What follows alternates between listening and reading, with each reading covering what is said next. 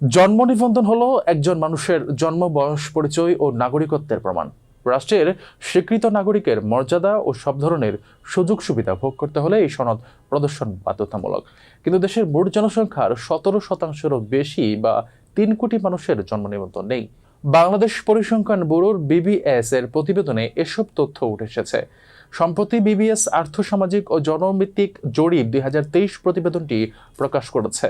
জন্ম নিবন্ধনের ক্ষেত্রে পুরুষের তুলনায় পিছিয়ে রয়েছে নারীরা, আর শহরের তুলনায় গ্রামের মানুষের জন্ম নিবন্ধনের হার কম।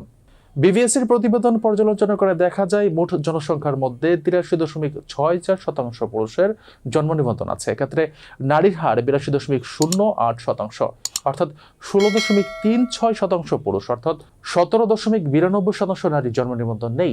জন্ম নিবন্ধনের ক্ষেত্রে সবচেয়ে পিছিয়ে বরিশাল বিভাগ, আর এগিয়ে রয়েছে চট্টগ্রাম বিভাগ।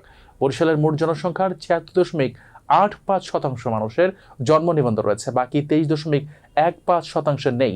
অন্যদিকে চট্টগ্রামের জন্ম নিবন্ধন রয়েছে 89.56% মানুষের, বাকি 10.46% নেই।